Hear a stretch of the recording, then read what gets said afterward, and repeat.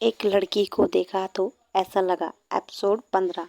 वाह क्या सीन है। रोहित अपने जनरल मैनेजर से बात करने थिएटर लॉबी में पहुंचा। रोहित ने मैनेजर से कुछ इंपॉर्टेंट बातें करके फोन रख दिया।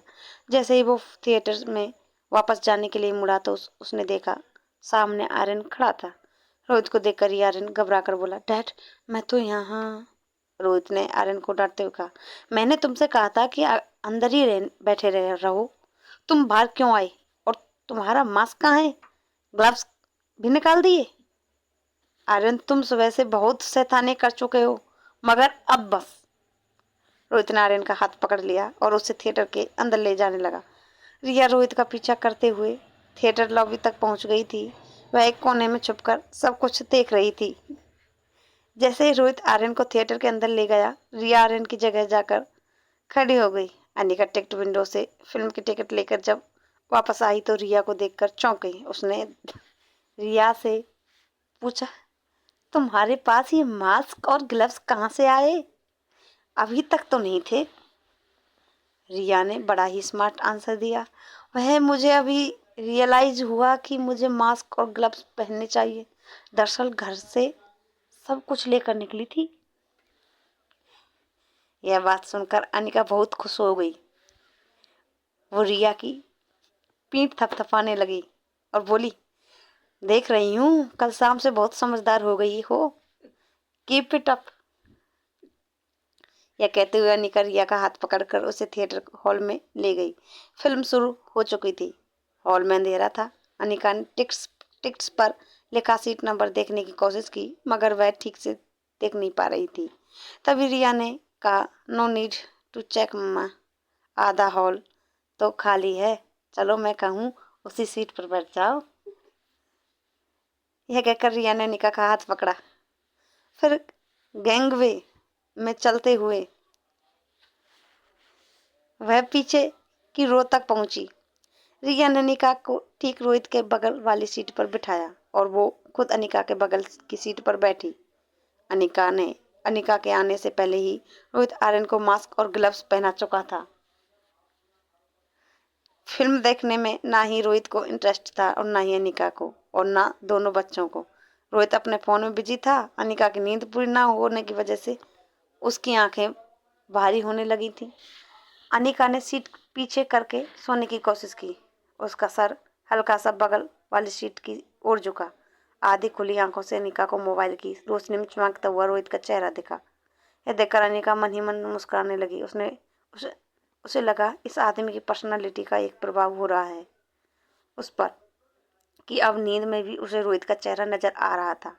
थोड़ी देर बाद अनिका गहरी नींद में सो गई। दोनों बच्चे एडवेंचर एक्सपेक्ट कर रहे थे, लेकिन ऐसा कुछ नहीं हो रहा था। रिया और आर्यन ने सीट पर से अपना सर हल्का सा बाहर की तरफ उठाया। वो एक दूसरे को देखने लगे। आर्यन ने रिया से इशारा करके पूछा कि अब क्या करें? रिया ने इशारे से बताया, देखो अब मैं क्या करती हूँ। रिया ने सीट के पीछे अपना हाथ डालते हुए रोहित की कमर पर उंगली चुपा दी। रोहित सीट पर झटके से उछला और उसके हाथ से उसका फोन गिर गया। उसने बड़ी मुश्किल से अपना फोन सीट के नीचे से उठाया। रोहित ने जब बगल वाले सीट पर देखा तो चौंक गया। फोन गिरने के झटके से अनिका की नींद खुल गई थी। खुली आंखों से जब उसने रोहित को देखा तो वह भी चौंक उठी। रोहित कुछ कहे उससे पहले उसे थिएटर स्क्रीन की रोशनी में चमकती हुई अनिका की खूबसूरत आंखें दिखी। गहरी कत्थई आंखें, लंबे बाल जो आंखों के सामने बिखरे हुए थे। रोहित अपनी जिंदगी में बहुत सारी मशहूर मॉडल और फिल्म एक्ट्रेस से मिल चुका था, मगर उसे इस बात पर यकीन नहीं हो रहा था कि सादे लिबास में विदाउट मेकअप कोई लड़की इतनी खूबसूरत कैसे दिख सकती है। वहीं अनिका को भी रोहित की पर्सनैलिटी से एक अनजान आकर्षण हो रहा था। दोनों कुछ देर एक दूसरे की आंखों में आंखें डालकर देखते रहे। फिर लगभग एक साथ दोनों ने कहा, तुम यहाँ? तभी अचानक स्क्रीन पर गाना शुरू हो गया। म्यूजिक में दोनों एक दूसरे की बातें ठीक से नहीं सुन पा रहे थे, इसलिए रोहित ने आवाज ऊंची करके कहा, देखो, मैंने तुम्हें पहले भी वार्न किया है कि मेरा पीछा करना छोड़ दो। मुझसे और मेरे बेटे से दूर रहो। तुम समझती क्यों नहीं? अनिका ने भी गुस्से में पलटवार किया। मिस्टर रोहित मारवा, आप समझते क्या हैं अपने आप को? मैं मानती हूँ कि आप हैंडसम हो, सक्सेसफुल हो और काफ़ी लड़कियाँ आपके पीछे घूमती होंगी, लेकिन इसका मतलब यह नहीं कि आप जब चाहे जिसके सामने चाहे मेरी इंसल्ट करें। मैं यहाँ अपने बच्चे के साथ आई हूँ फिल्म देखने, आपका पीछा नहीं कर रही। रोहित को अंधेर में रिया की शक्ल तो नहीं दिखाई दे रही थी, मगर उसे इतना जरूर दिख रहा था कि अनिका की बगल वाली सीट पर एक बच्चा बैठा है। रोहित अपनी आवाज़ थोड़ी नीचे करते हुए बोला, ऐसे कोई इंसिडेंस हमारे साथ ही क्यों हो रहे हैं? आप मेरी ही होटल में आकर रुकी। रोज़ किसी न किसी बहाने से आप मुझसे टकरा जाती हैं। अजीब बात तो यह है कि आप मेरे बेटे की पर्सनल लाइफ की जानकारी मुझे देती हैं, जिसके बारे में मैं खुद नहीं जानता था। और अब मैं अपने बेटे के साथ फिल्म देखने आता हूँ, ठीक उसी शो में मेरी बगल वाली सीट पर आप भी आकर बैठ जाती हैं। इन सब का क्या मतलब समझूं मैं? अनिका रोहित को जब कोई जवाब नहीं दे पा रही थी, क्योंकि सारी चीज़ों का उसके पास कोई जवाब था ही नहीं। वह खुद यह सोचकर हैरान थी कि यह सब उसके साथ क्यों हो रहा था। एक चीज़ अनिका और रोहित दोनों ने नहीं जानते थे कि वह उनके बच्चे थे जो उन्हें बार बार ऐसी सिचुएशन में खड़ा कर रहे थे। रोहित थोड़ी देर फिल्म की स्क्रीन की ओर देखने लगा, अनिका भी स्क्रीन की ओर देखने लगी। दोनों की नज़रें तो स्क्रीन पर थी, मगर मन ही मन दोनों अपने साथ हो रहे कोइंसिडेंस के बारे में सोच रहे थे। तभी अचानक फिल्म में हीरो हीरोइन का एक रोमांटिक सीन शुरू हुआ।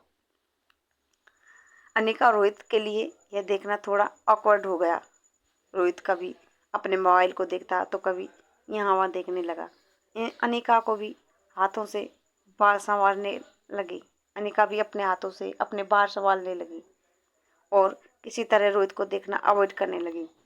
थोड़ी देर बाद रोहित ने चुप्पी तोड़ते हुए अनिका से कहा, देखिए, I don't want to be rude, लेकिन मैं चाहता हूँ कि आप अपना कमरा बदल लें। आप होटल में दूसरा कोई भी कमरा चूज कर लीजिए and your stay will be completely free. यह सुनकर अनिका की पेशेंस खत्म हो गई। उसने रोहित से कहा, इनफ मिस्टर रोहित, आप समझते क्या हैं अपने आप को? पैसा सिर्फ आपके पास है। मैंने अपने स्टे की एडवांस पेमेंट की है आपके होटल को। आप इस तरह मुझसे अपने कमरे से नहीं निकाल सकते। I will sue you. Rohit भी अपनी आवाज़ बढ़ाकर बोला, what, you will sue me? आप समझते क्या हैं अपने आप को? दोनों एक दूसरे पर उंगली उठाकर बात करने लगे। आगे की रो में बैठे एक बुजुर्ग ने कहा, अरे भाई, मियाँ बीवी के झगड़े को घर पर ही निपटाया करो, यहाँ आकर हमें डिस्टर्ब क्यों कर रहे हो? इस बात पर बाकी ऑडियंस भी हंसने लगे। रोहित और अनिका को साथ बैठा देखकर लोगों को ये लग रहा था कि पति पत्नी बच्चों के साथ फिल्म देखने आए हैं। रोहित अपनी सीट से खड़ा हो गया और उस बुजुर्ग को हाथ दिखाकर कहा,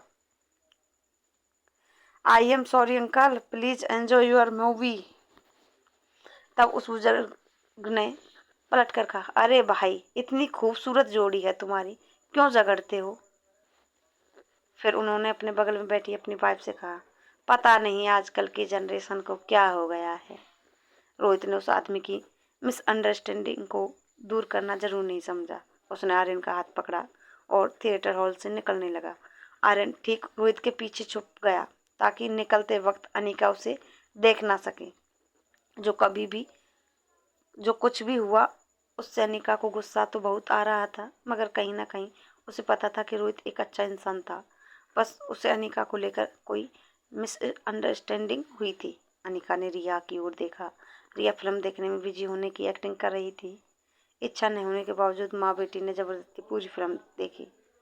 प्रेसिडेंशियल स्वीट 2401 24th फ्लोर पर अपने स्वीट के पास पहुंचते ही रोहित ने अपने बॉडीगार्ड्स को वापस जाने का इशारा किया कि कार्ड से रूम अनलॉक करके उसने पहले आर्यन को अंदर भेजा। रोहित ने अंदर जाने से पहले मुड़कर स्वीट नंबर 2402 की ओर देखा।